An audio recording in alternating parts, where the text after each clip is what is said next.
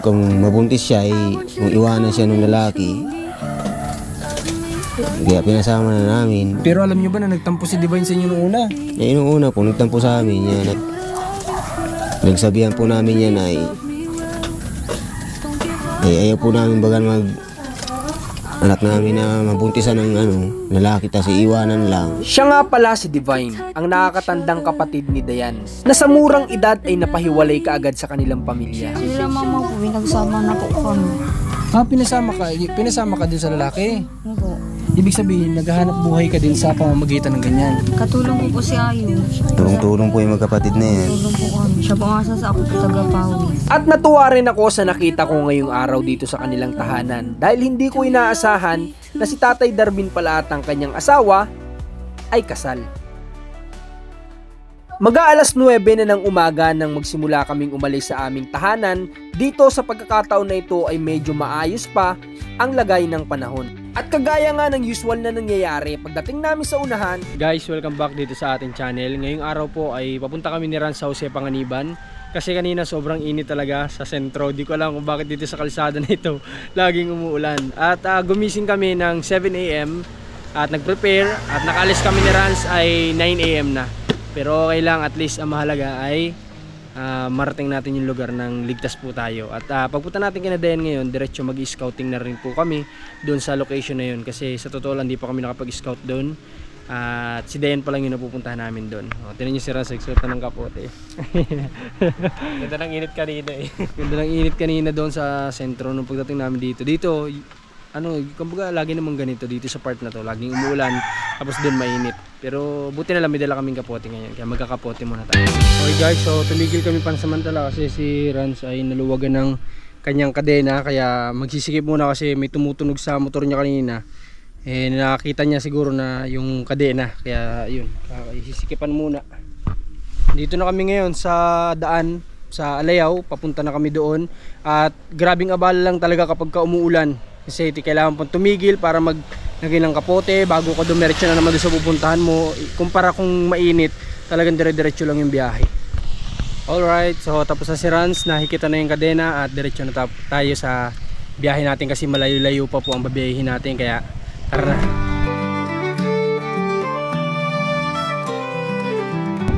Andito na ulit tayo guys doon sa dinaanan namin noong nakaraan na sira na tulay.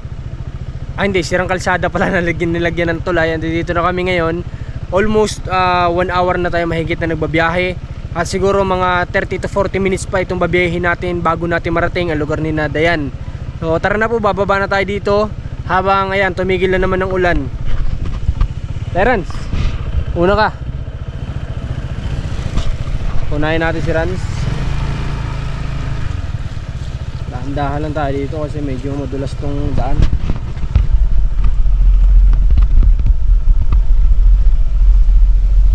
Grabe, ang taas talaga mga bayan sobrang taas. Nabibilib ako dito mga bayan kasi ito pinakita ko na sa inyo nung nakaraan, kawayan lang yung tumutukod pero may dumadaan din ng motor dyan, pati yung mga tao. Ang galing. Ang taas. Pero ang tanong, kailan kaya ito gagawin? Para na sa ganun madaanan na ulit ng maayos, di ba? So sana ma-action na ito para nang sa ganun ay safe na nadaanan. Tara.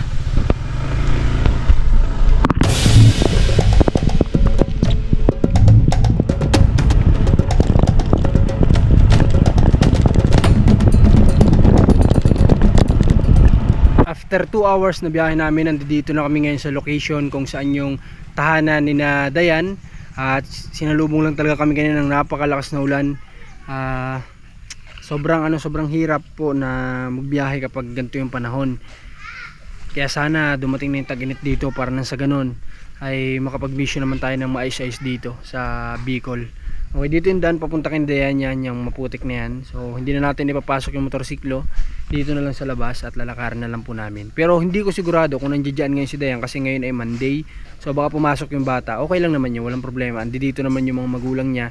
Pwede nating makausap sa ngayon, di ba? So tara. Tanggal muna tayo ng kapote natin kasi basang-basa. Sigurado basa na naman loob ng damit natin ito. Sabi ko na. Basa din sa loob kasi tagos din kasi dito sa kapote natin. Oh, grabe. Saka kung hindi ka man mabasa sa sa ulan, sigurado basa ka rin sa pawis sa loob na kasi sobrang init ng kapote talaga. Kaya dapat lagi ding may dalang damit para may pamalit once mabasa palit agad. Buti pa si Ranzo, binigyan ni Ninong ng Adelina. May panlagay siya sa sapatos para hindi mabasa. Kasi binigyan niya kami ng mga gamit din namin sa pag-vlog kay Ninang Adelina. Salamat. Itong armband na gamit ko galing to kay Ninang Adelina. Thank you so much. Alright, pasok na tayo. Dito yata pwedeng dumaan, mas hindi maputik. Hindi sobrang putik dyan, dito tayo. Medyo nakakahilo din yung biyahe. Kasi nga yung patak ng ulan sa muka medyo masakit. Gandang araw na Nandyan po kaya si Dayan ngayon? Ay, pumasok. Pumasok po. Okay lang, andyan naman po siguro sila papa niya na po. Okay. Uy, parang mali yata ako nadaan sa putik yata dito. Ay, lubog ang sapatos. Lubog ang sapatos. Ang hirap pagkatiwalaan ng panahon dito mga bayan. Ang ayos-ayos kang aalis kasi nga mainit. Tapos sa kalagitnaan ng pagbabiyahe mo biglang uulan. Putik Grabe. Dito na tayo ngayon kina Tatay Darvin. At ayun nga lang, tama nga tayo, wala si Dayan dito at pumasok. Pero tara, tuloy tayo dito sa bahay nila. Tatay Darvin, magandang hapon. Lagay ko lang ito microphone mo. Nadatang kita naman ba't naka ka? Parang lungkot na lungkot ka naman. Kamusta ka po? Ito mga Ayos naman? ayos naman po. Ano po pinagkaabalahan ni Dayan nung mga nakalipas na araw na na may pasok ba nung may matagal na nag-start yung pasok Kumusta, araw-araw pa rin po ba siyang pumapasok? Noong Biyernes mo, hindi po siya nagsasa. Nagsasa? Yan nga po yan, pinawid na. Ito po, sino po nagawa nitong pawid? Kami pong dalawa ni Dayan. Kayo pong dalawa ni Dayan? Ay, si Tatay Darby nakakapaggawa pa ng pawid kahit hindi niya nakikita. Tumutulong kay Dayan. Kasi Dayan po ay saan po siya nangunguha ng ginagawang pawid na yan? Sa Santa Cruz po. Santa Cruz? Saan yun? Malayo po yun? Malayo po yun, mga bangka. Nabangka po yun. Nagbabangka? Para marating yun.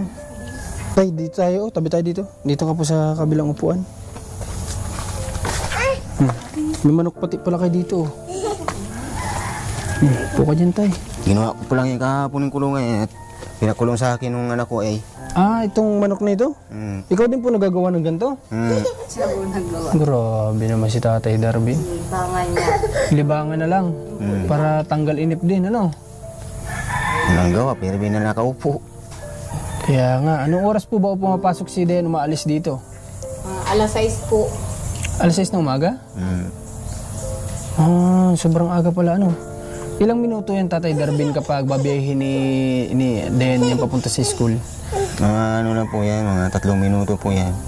3 minuto na sa bangka? Ibig sabihin, malapit-lapit lang pala. Hindi naman pala kalayuan, Tatay Darvin, Oo. Kung 3 minuto, hindi naman pala kalayuan. Ano ba yung ginagamit na bangka nila dyan? Motoran? Motor o po. disagwan? Malaking motor. Motor?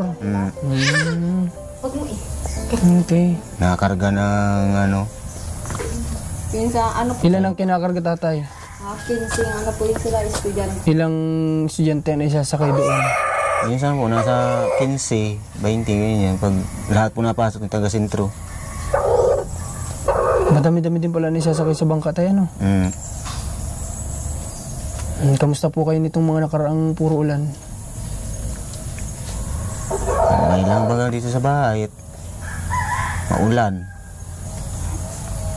Si nanay po, Tay, kumusta? Anong nangyari dun sa, dun sa nag-aakit sa kanya na magtrabaho? Anong sabi? Hindi na po siya nagsama at wala siya wala na pumabawag ng baboy. Nagkuha po kayong baboy? Siya po. Ilang baboy po nakuha nyo? 2. 2 baboy? Saan po ninyo inaalagaan? Doon po sa kulungan ng lula, Wow, ayos. Tama-tama, mamaya pala tingnan natin yung baboy. Papasama tayo para makita din ng mga viewers natin. O, tama-tama pala, hindi ko akalain na nagkuha sila. Akala ko nga hindi nila tinuloy. Makabili po sana po kami ng manok kay dahil po nagsasabi na mahina po pala yun sa, sa lamig. Kaya baboy na lang po ang binili namin. Oo, tama. Pwede din naman yun. Bakit dito ba wala kayong ilaw? Wala kayong kuryente dito? Meron po. Meron. Tap lang kami kay mama. Ang 45 days naman tayo, yan ay ang pag-aalaga naman dyan. Siyempre, kapag mga sisiw pa yan, talagang kailangan niya ng medyo mainit-init talaga na ilaw. Yung kulay dilaw. Tapos talagang cover na cover dapat sila para hindi rin sipunin. Tapos may pinapainom naman dyan na gamot, kagaya ng Bitrasin Gold, na lagi nilang iinumin yun para hindi sila magkasakit. Parang pinakang vitamins nila yun. Yan naman pong pag-aalaga ng manok kung magkakasipunin, nasa pag-aalaga naman din po yan. Mahina lang Paglamig po po pag-abo. sa amin. Dito sa inyo, mahina ang bintahan ng ganun? Baboy po, talagang may nasadya pa dito sa amin, mama. Bakit mahina tayo dito ang ganyan? Bakit? Dami rin po nag-aalaga dito ay. Marami na rin. Malakas po lang po ang bintahan niya pag pipistahin po dito. Pag Doon lang malakas. Pipistahin. Sayang naman kala ko okay din dito ang manok. Yung pala marami-rami na din pala nag-aalaga dito. Tama naman yun. Okay lang naman yung kahit na baboy. Tay? Buti na lang po pinayagan kayo doon maglagay. Kaya naman po yung magulang ninyo, ng asawa ko. Pumayag naman. Habang pong hindi pa nanganak po yung baboy nilang inahin, doon muna daw po yung baboy namin. Okay lang. Okay lang naman doon. Dito yata po ang isa niyong anak, Nandiyan po yung panganay ko. Panganay po yan siya? Divine. Saan po siya naglalagi, nanay? Sa po yung Santa Elena po. Siya yung nasa Santa Elena, tatay?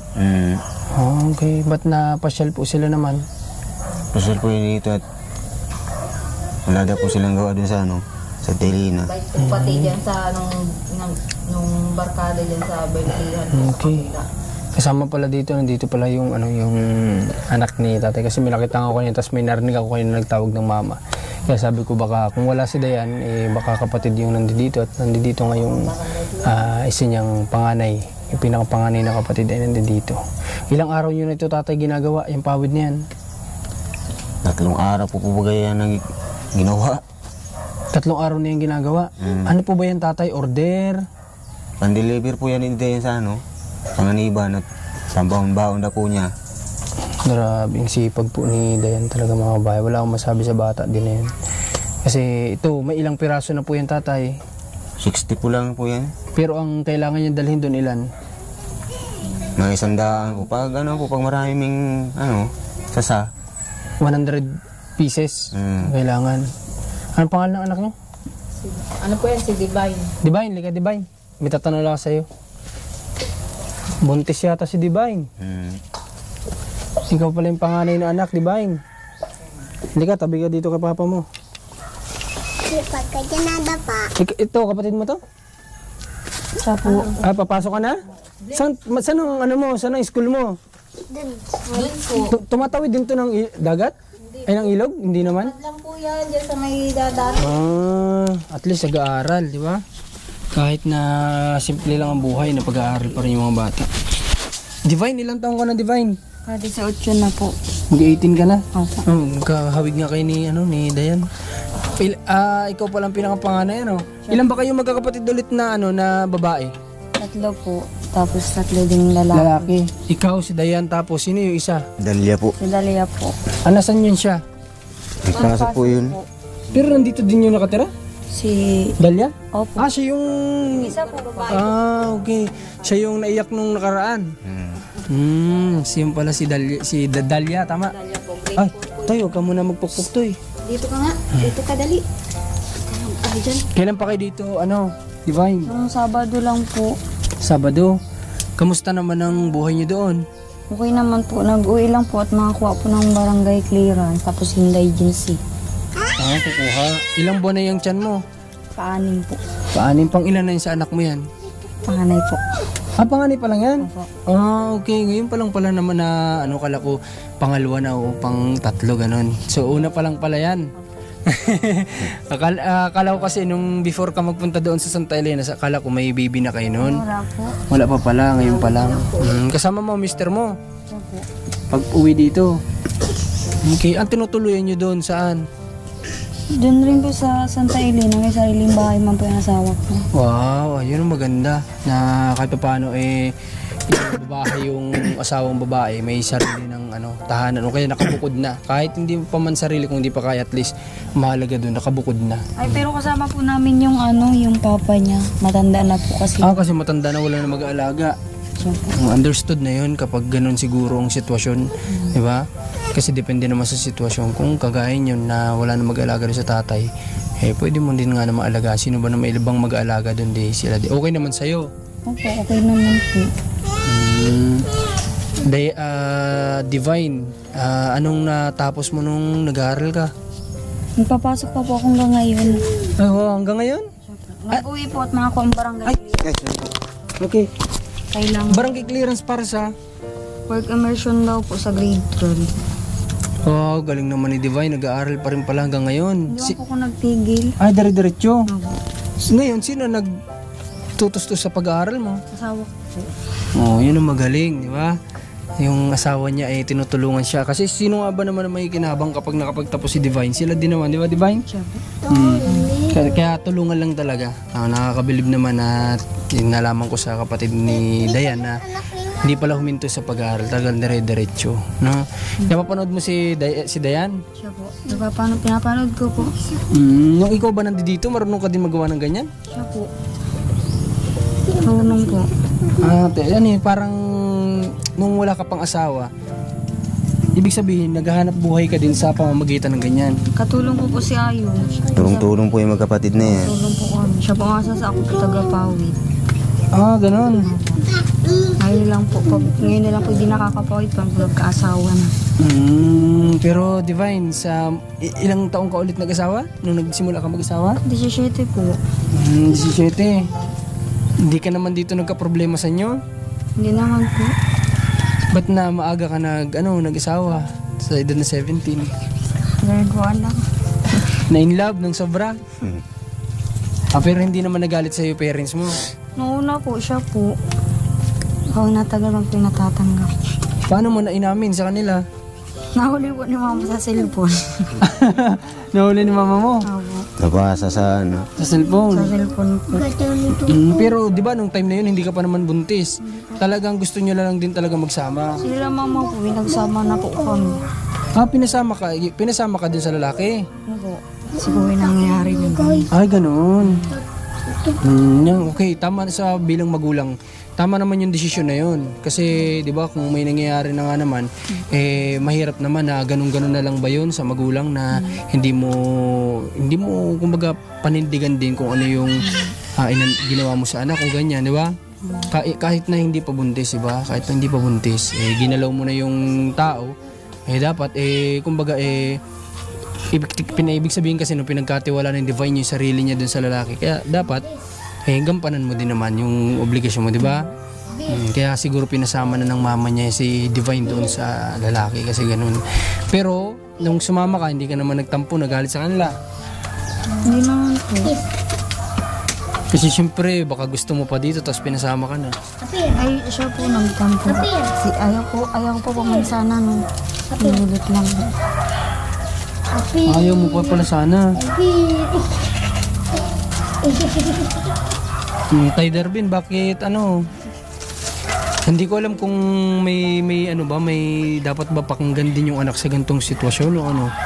Kasi para sa akin, sa magulang, talagang ganun yung may isipan. Pero bilang sa anak naman pala, may part pala na ganito na parang ayaw niya pa sana talaga.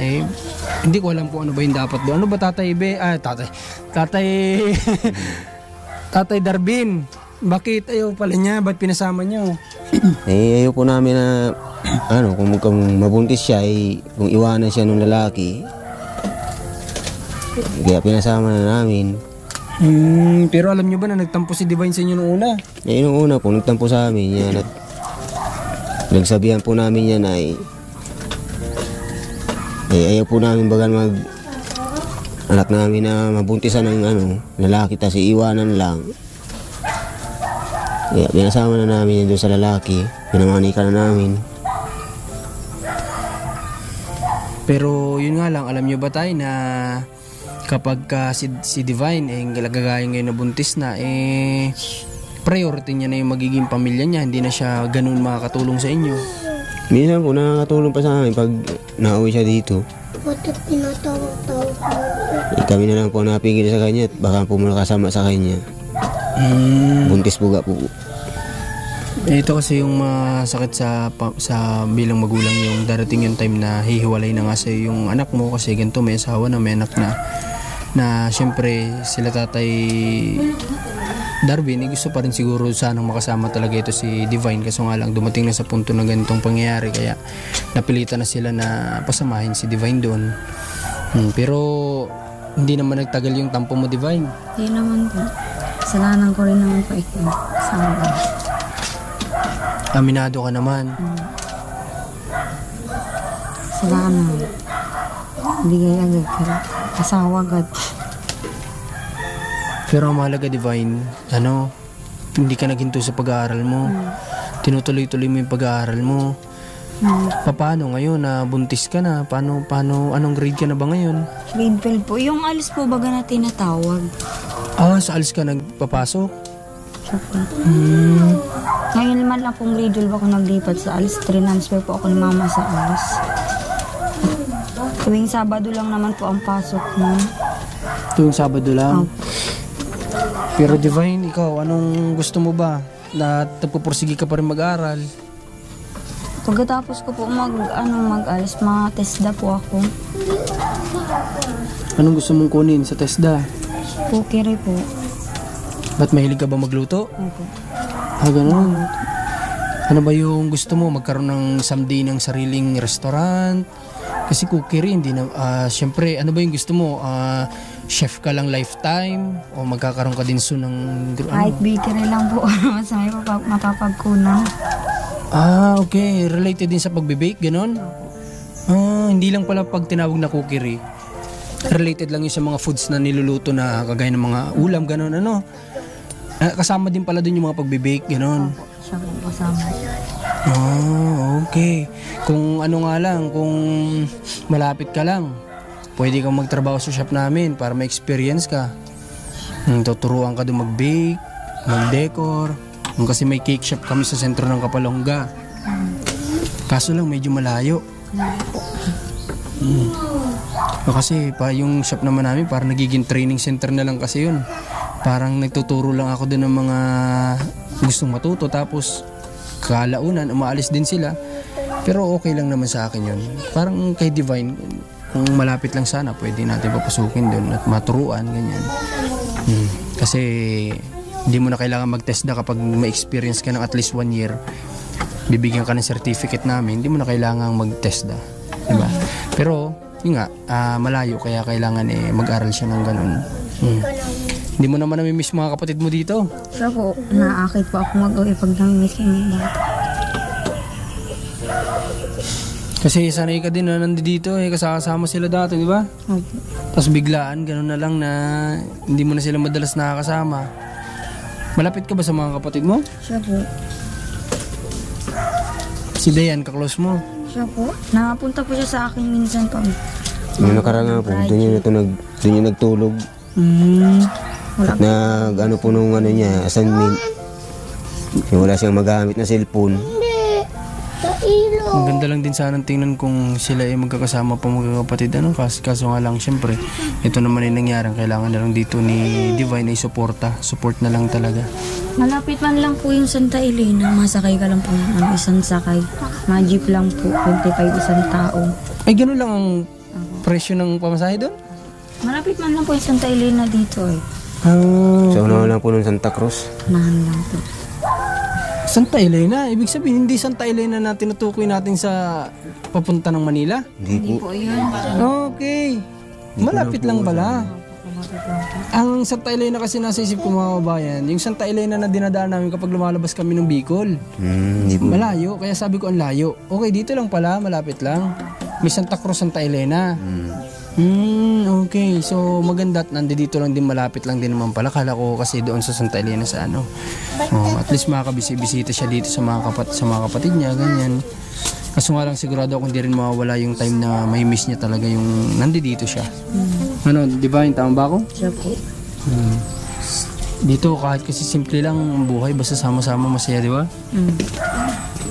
Pero kapag nakapagtrabaho ka na ba, tutulungan mo pa rin sila mama at papa mo? Siya po, pag may trabaho na. Pag nakaanak na po, mahanap ng trabaho ko. Payag naman ang asawa mo. Payag naman po siya at mga ano din, mahanap din po siyang trabaho dun sa atin. Ibig sabihin ko, payag din ba siya na tutulong ka sa parents mo kahit na may sarili na kayong pamilya? Ayan ba ang mister mo? Bata pa din. Ano po na po, na edad na po, maliit lang. Ilan taon na? 22 na po yan. 23. Opo, 23. 23 na. Okay. Pero sa age na yun, kumbaga parang kung kaya naman na why not, di ba? Kung kaya naman ang panindigan ng pamilya, why not? Pero yun age na yun ay kumbaga sabi nga kasi ng mga matatanda noon, at least 25 ganyan. Pero yun, okay na yun. Kasi maganda din kapag nagkaanak ka, yung parang kaya mo pa siyang sabayan sa kung ano yung gusto niyang gawin. Like, kung yung anak mo, lumaki yan, mahilig yan sa basketball, kaya mo pang makipaglaro sa kanya. Paano kasi kung matanda ka na nag-anak, baka pag inakit ka ng anak mo pa, jamming naman tayo, gusto kita makabanding, hindi mo na kaya, di ba? Kasi mahina ka na, pero yung sa ganyan edad maganda din naman. Kumbaga para magkakaibigan lang kapag nagbabanding ang mga ganyan na pamilya, yung medyo bata pa. Wala nang problema diyan para sa akin. Basta kaya mo ng panindigan, kaya mo ng tayuan, why not, di ba? Masama lang kung nag-asawa ka tapos di mo pa naman pala kaya. Pero ito, sana kita ko naman na pag-aaral pa nga si Divine, di ba? Kaya ang galing. Nagpupursige naman po magtrabaho. Galing ng pangyayaring ganito. Mabibilib lang ako sa ganito kasi yung iba kasi dinidiscriminate yung ganito na maaga kasi nag-asawa, ganyan. Hindi nyo po alam, marami din diyang maaga nag-asawa pero ngayon successful na sa buhay sa murang edad. Kasi wala naman po yan sa age. Meron nga matatanda na pero isip bata pa din. Di ba? Meron namang mga bata pero matured na mag-isip. Kaya yan, wala po sa edad. Marami kasing mga medyo sinasabihan nga na gano'n na aga-aga mo nag-asawa, ganyan. Minsan yan pa po ang nagiging motivation ng isang tao, yung anak tapos yung asawa para magpursige lalo sa buhay, di ba? Totoo po yun, may mga ganyan. Hindi yan sa gabal. Yung iba kasi sinasabi, wala na, nag-asawa ka na, hindi mo na magagawa yung pangarap mo. Naniniwala ka ba doon, Divine? Hindi po. Hindi po, kahit may asawa ka man, pag nakatapos ka ng pag-aaral, makakahanap ka pa rin naman po ng maayos sa trabaho. Tama yun. Kahit na nag-asawa ka ng maaga, kung mapursige ka namang tao, maabilidad kang tao, yung pangarap mo, magagawa mo pa din yun. Hindi hadlang yung sinasabing maagang pagpapamilya. Ikaw ba, Tatay Darvin, ilang taong ka inasawa mo si nanay? 22 po ako nung nag-asawa dyan. Halos pares pala kayo. 22. Siyempre, 23 na ngayon. 22 din siya nag-asawa ka sa anak mo. Si nanay noong time na yun, mga ilang taon sa pagkakaalam? 15 po yun. 15? 17 daw, sabi ni Papa. 17 ba? Baka ang pakilala sa'yo ni nanay, 15. Pero 17 na. 17. Mas maedad ka pala sa kanya. Edad po ako sa kanya kasi kasawa ko. Nung time na yun, Tay Darvin, pwede mo ba kami ano nagustuhan mo kay nanay? Nagtatawa si Divine, no? Naanohan ko lang po yan sa yung asawa ko.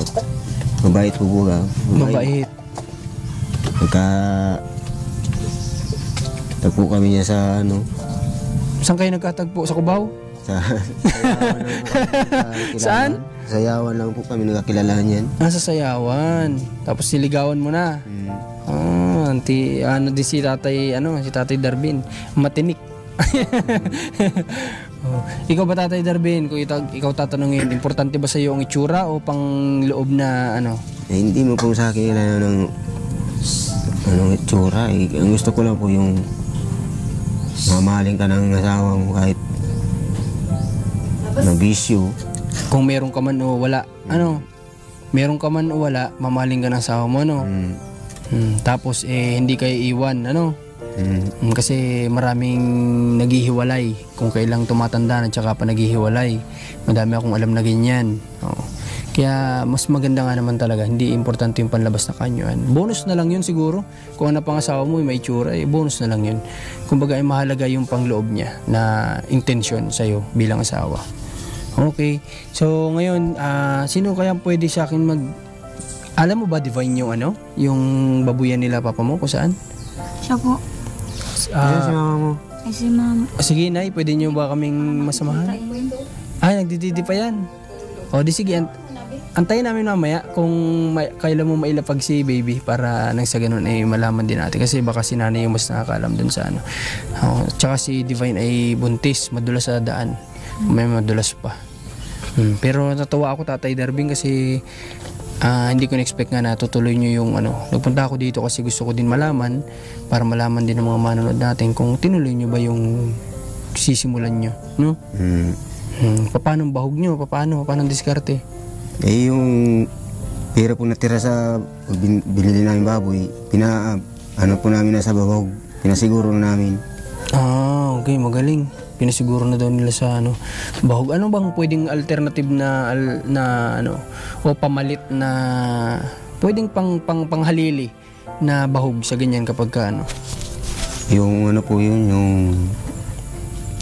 ba, wala bang mga halaman na pwedeng ibahog sa ganyan? Wala talaga, talagang ganun talaga. Feeds po yun. Feeds talaga. Wala pala talagang pwedeng panghalili sa ganyan, Okay lang. Pero yun, sige.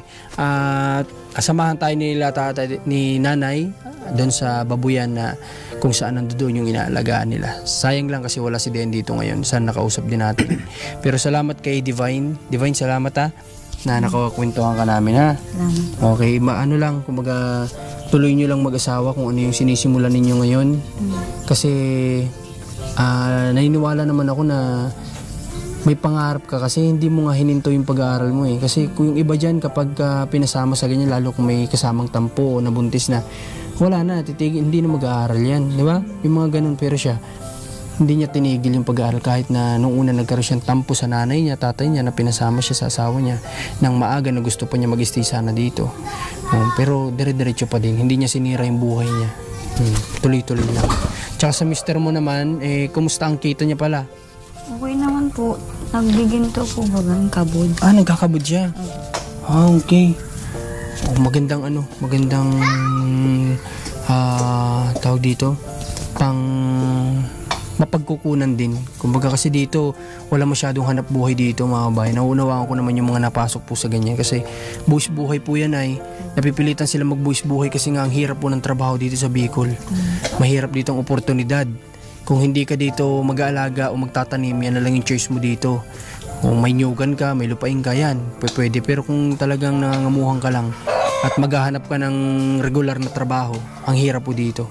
Kaya sila napipilitan silang pumasok sa ganyan na buwis buhay na trabaho para lang sa pamilya. Saludo ako sa asawa niya. Ano pangalan pala ng mister mo? John Paul. Okay, kay John Paul. Saludo ako kay John Paul. Okay. At ayun, samahan nyo kami. Pupunta tayo doon sa babuyan nila.